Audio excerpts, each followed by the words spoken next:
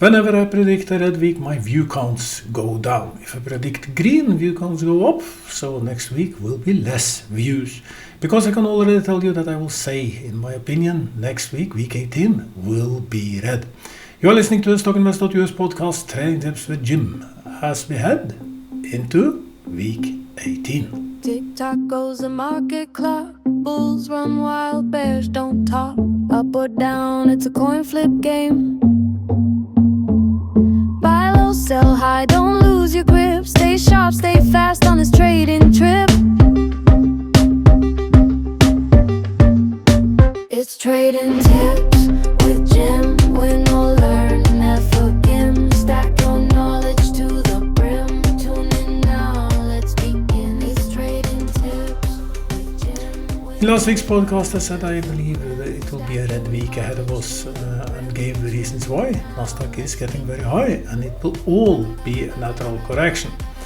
And if you look at the charts now, we can see it even more clearly. Both in the long and the short-term chart, Nasdaq has found a pivot top. But very, very strong support at 23,000 mean that there is very little chance it will be a deep fall. But these things, we never know. But the chart indicates that we are ahead of a small reaction back in the market. And the good thing in all of this is that the volume is following the market to some degree. We like this because it makes it much more predictable on the last fall. The trading on Nasdaq actually went a little down. So there is high chance that the short term will be a fall, but it will be a short one. In the longer term, the Nasdaq is in a super nice rising trend, expecting to continue within it. It will just be a normal top from the top of the trend. It will react a little back, then it will just continue upwards. For how long the downturn trend will last, not sure. But I will be reducing my exposure in the market by a bit. I will do some reconfiguration. It's long overdue.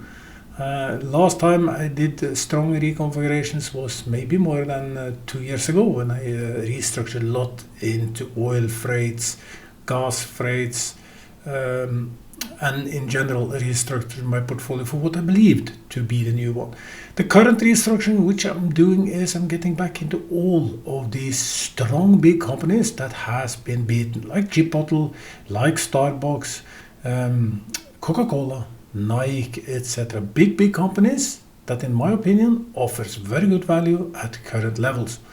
So I'm slowly reducing the more hype exposures because I have some part of my portfolio which is in the higher end of the risk scale. These have been into some huge AI driven stocks. I'm slowly reducing portions of this just to get more into where I believe it will be a safer bet. This means in general that I do not expect huge for my private portfolios, huge gains. I want steady is good, and whenever there is a chance I will go into more high risk stocks. For instance, I'm super happy that I got a small portion of Tesla. As I told you, I want to buy Tesla, get Tesla under $370, and I will start buying them after selling at $484 last time. Because Tesla, in my opinion, is one growth case out of dimensions, and it will be all about robots, not so much about cars. Cars will supply the cash flow needed to fund all the research that they currently are doing into their robot technology. And Musk said it himself. He believed the growth will be exactly from robots. They also warned that they are burning through a lot of cash funding these activities. But that is what you want to do. You want to fund research for the future competition. Actually, it's one thing that you can learn out of today's small podcast, and it's called CapEx, the spending you do on new things, maintaining new things. And if a company is very cheap on CapEx, it usually struggles in the long run. It's done a lot of research on this. Simply because they're not able to renew, and competition is relentless. It grows everywhere at any given time, and if you cannot renew, keep growing your portfolio, keep growing your product portfolio, that is, keep growing your innovations, at some point you may be obsolete. Happened to a lot of companies. So CapEx spending is a very important future market, and Tesla is not wasting a dime. They are putting all into the future. I only were able to buy a little bit when it dipped down to 340. I usually buy in 3-4 times where I want. I got this one purchase, then it went straight up to close to $390. Now it's fallen a little bit back, sitting at 373. And I will see if I can get my last 2 purchases. I beg for that period moving forward, because it will make my entry points much better. May not happen, may happen, I do not know. But absolutely there. And in the $1,000 challenge, where I try to grow $1,000 as fast as I can, with no option, no lending money, etc., no gearing, just do it the steady old way. NIO had a small downturn as expected. I told you this last week. I would be surprised if NIO doesn't have a short-term reaction back, and it has been falling from 680 to 628 as we speak. I believe I said last week that I will not be surprised if it falls to 550, where it goes up again. And one user who has been trading in and out of NIO said that he sold his shares around 680, waiting for a lower input point.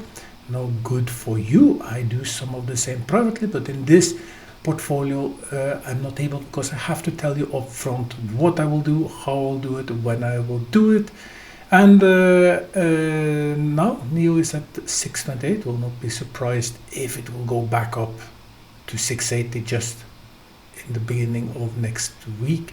Anyway, more about that in the end of the portfolio.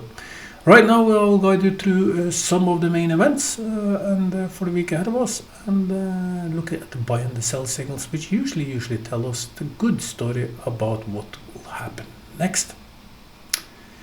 And for the week ahead of us, it is of course Iran, which is the main focus. There is a little Ukraine on the sideline, but everyone is focusing on what is happening with Iran, causing oil, for instance, to go up and down a lot. Currently sitting at $95, was far up at 100, then took a fall. And I repeat my bet, as I said many times before, I believe oil by end of summer will be at $40. It will be super interesting to see if I'm right, but it means that I am gearing my portfolio for this scenario. Anyway, these things, they can escalate out of order. Right now there is an internal conflict in Iran between the armed guard and the president, who has the real power, and the people has still yet to rebellion. More and more activities are going on in the Hormuz streets, and we see NATO countries finally starting to slowly contribute to keep the route open. But here are the things that easily, because it's news driven, it drives the market up and down as it wants. And here is the thing that makes for good buying and selling opportunities, because you just have to follow the hype. And is the situation realistic as it is now, or is it not? You make up your mind, you put your bet. I do this all the time, where I think things will head. And in my opinion, Iran war is not a long-lasting war. Military operation may already be over. I have a feeling that they will do one last hammering just to show who is in power, and to make sure that Iran will obey the rules which the US set. And you can argue if this is good or bad. I will not be the judge of that. This is just what I think will happen, and knowing that China is super dependent on oil, it also makes sure that China will keep the pressure on Iran to honor any deal and try to get to the negotiation table. And when all these things are sorted out, a lot of things have happened in the background. And this reminds me so much of what I told you about EV. Go back, this podcast is 7 years long. Go back to podcast either year 1 or 2, where electric cars is absolutely the hottest you can have. NIO was about $60, $65. And I told anyone who is buying this is totally crazy, because it is thin air. It has no value. It is absolutely shit. It is going to break like a fiddle. There is no substance in this. And I even shorted some of the EV stocks at the point, and it fell brutally, overly hyped. But what is happening in the back end? EV is getting better. They are getting the better batteries. They came slow. Charging stations are getting everywhere. The technology is growing. And then when I found everything to be reasonable priced at a reasonable level, maturity level of the product, because now you don't have to be scared too much about not being able to charge your car, because there's a lot of cars changing stations, and as I said, the batteries are just getting better and better.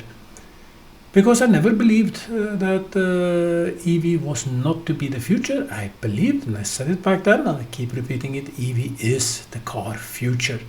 Eventually they will dominate totally. There will be some fossil cars left, but the main bulk of car will be EV cars. Fossil cars, etc. will serve different other purposes.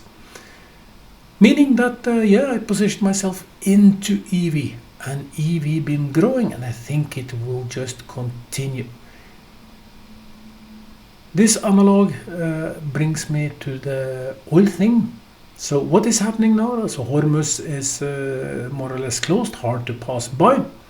Oil is finding new routes. On top of this, production is growing, and there has been emergency oil released into the market. When these things, the Hormuz Strait, the Iran war, everything finds its solution, there will be a huge surplus of oil that will shock the market. US, of course, will use the chance yet again to refill their emergency storage. So goes other. But I will not be surprised if oil take insane fall. Was dead correct on this the last time it happened. Oil fell actually to negative territory, then rised, and I said, now okay, we get regime change. Now you just buy oil for everything you can, because now it will just go up. Now I'm in the opposite. I'm saying that we will get oil down, but it will be super interesting to see. I can be very, very wrong on this one. So what does it mean practically when oil is going down? First off, you don't want to be too exposed into oil stocks in general. These will keep paying very good dividends moving forward, because right now they are making insane amount of money. But when oil falls, world economies goes up, because we are so energy dependent. The other thing is that companies that uses a lot of oil as a part of their production, airline companies for instance, they will get cheaper fuel, making for more profit. That is some of the reason why I got into American Airlines. And American Airlines is currently sitting at 11.78. I bought the first all the way up at 14. Then I hammered a lot around 10. Sold above 12. Bought a little bit back again when it was 11.30. So far I'm in a very nice profit in American Airlines, and I'm just a few percentage from what holding I want to have for the long run into American Airlines. But this just is my way of thinking. It might, as I said, be wrong. But what happens if I'm correct, oil will go down? When it goes down, you will see the stocks that relates to oil price go up. And if you think this is the long-term trend that oil will dip back to the low 50s, maybe it's time to get in to the shares that benefit from low oil prices. Buy and sell signals is one of the things that absolutely tell us where market is moving right now. 27 of all companies that we analyze at stockinvest.us has a buy signals, 27. That is neither high, neither low, but it was very low a few weeks ago when I said buy, because this is absolutely where you want to buy. Now 27 is somewhat up. It was 30 last week, fell a little bit. Nasdaq has fallen from 17 to 15, still very low on Nasdaq, meaning there is lots and lots of pickup cases at Nasdaq yet. Nasdaq is actually the one index of all indexes or markets exchange where I think you can find some of the absolutely best buys. You just have to sort out the scrap. Look at those who have been hammered for years and years with strong growth potential. New York Stock Exchange 29, down from 34 last week. London, for instance, at 24. Oslo still high, 33, was 40 last week. Oslo is one of the few markets that actually went up yesterday, but they are oil driven, so no strange thing about that. Frankfurt 30%, National Stock Exchange 34, Tokyo 13, and just China is 24. All of this signals a market which is in somewhat balance. It is neither cheap, it is neither too high, but as I said, Nasdaq is currently overbought. These are mainly driven by the major stocks, but what happens when the major stocks take a fall? It pulls everything down. Smaller stocks will do less. That is one of the reasons why I think, for instance, NEO will do good when market fall. It will fall, but not as much as a lot of other stocks. The thing is that there is no absolutely buying opportunities in this picture. There is no absolute selling signals in this picture, so we just have to rely on other things. And as I said, I believe Nasdaq may fall to 23,000 points. It's only 1,200 points or whatever it is, so it's not by much. But I will reduce my exposure a little bit because I need to restructure my portfolio a bit more. And I will just start selling off some of the stocks I have which I want out of, and have the cash ready to get more into the stocks where I want to be. Gold 4,700 and been falling a little bit, and I think gold will continue downwards. I cannot see the reason why gold will stay as high as it is, but you never know. That's the thing, you never know where things will go.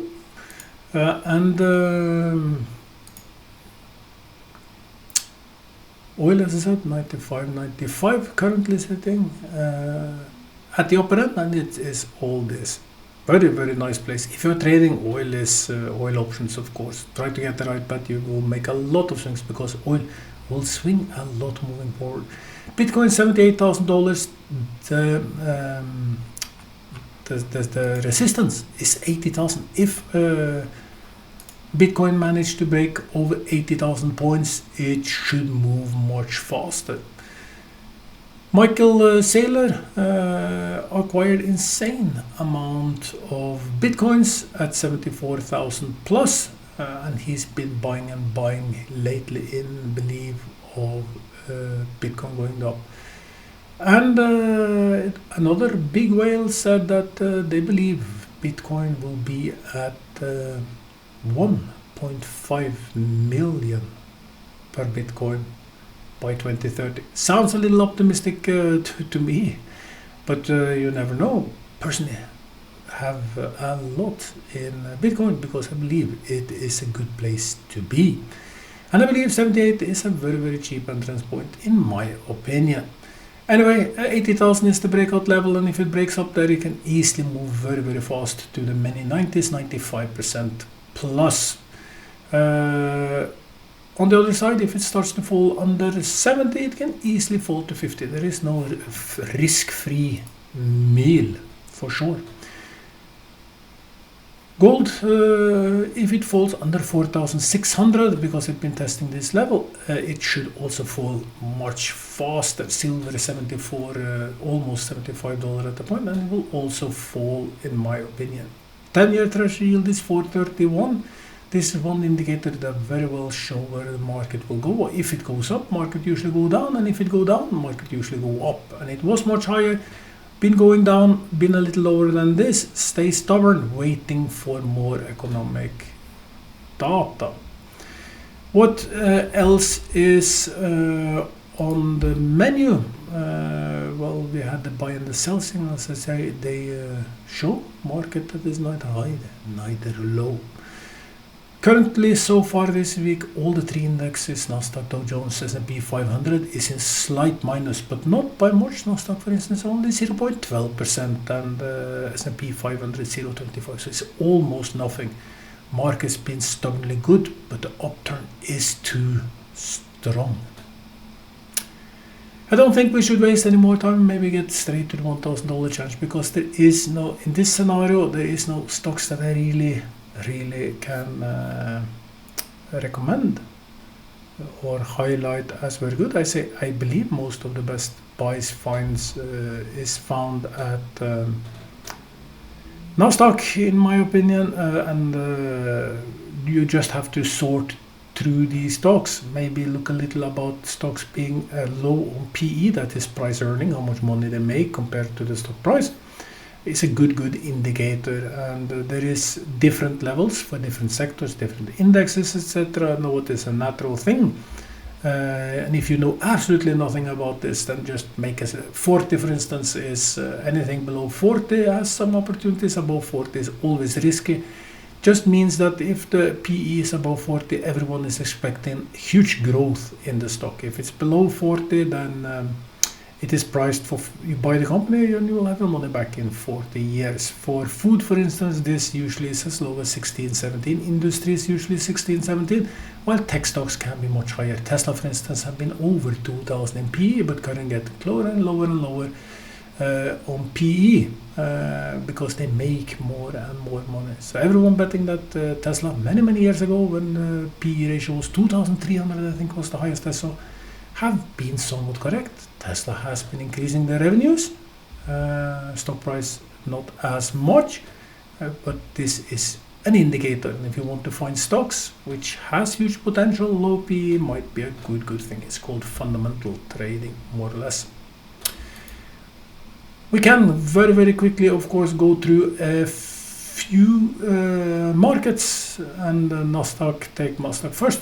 Among the top 10 stocks is biotech, oil and gas are the main companies that is high up there.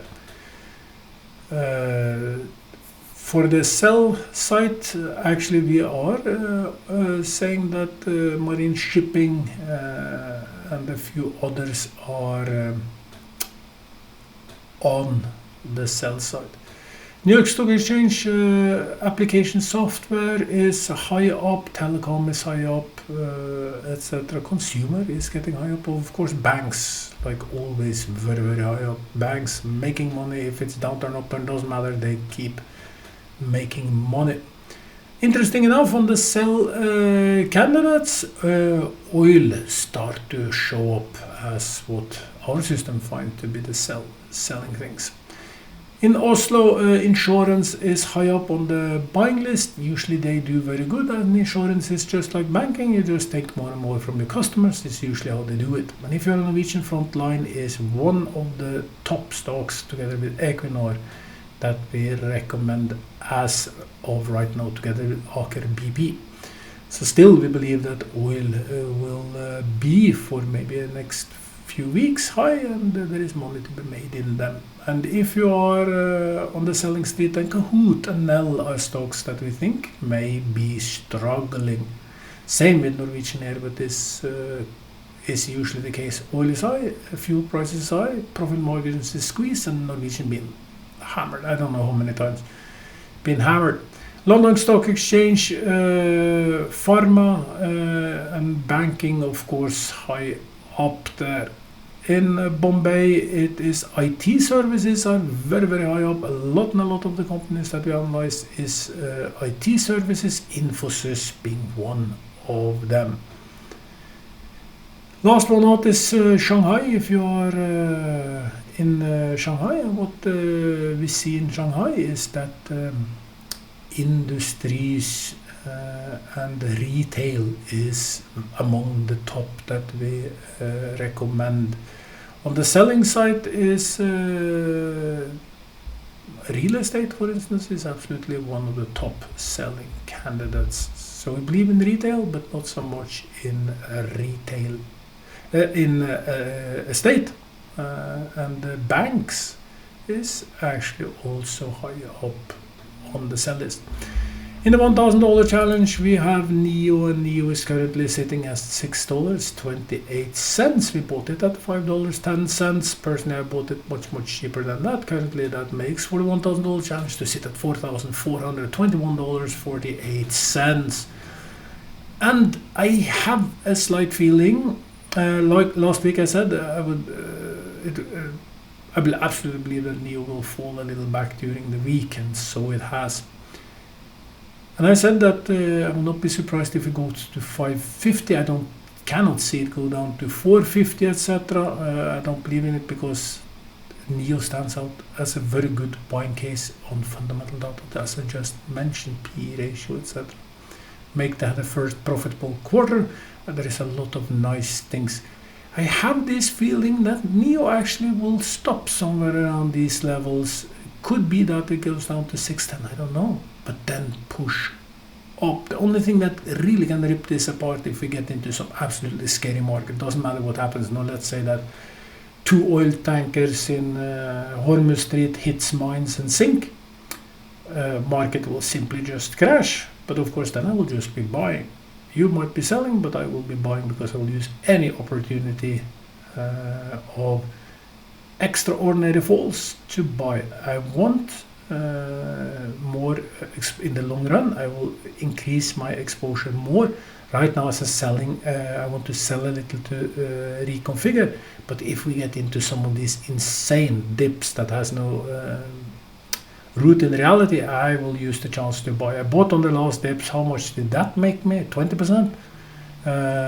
And it was such an obvious, it was just picking money at the bottom, and hopefully it will happen again. We will just wait and see. NEO stays in the $1,000 portfolio, and I have, as I said, this small little feeling that NEO actually might be higher by the end of next week. I believe markets will be read as such, but I will not be surprised if NEO is higher than 628 when we come to next week. More than anything, I hope that your portfolio will be much greener by the end of the next week than it was in this week. And I wish you the very best on the weekend, and hope you'll be back when I'm back next week. Bye. Welcome to StockInvest.US Stock Analysis. We remind you that trading involves a high risk of losing money, and that you should speak with a financial advisor before buying or selling any securities. You should not base your investment decision upon StockInvest.US. By using the information you agree and are held liable for your own investment decisions.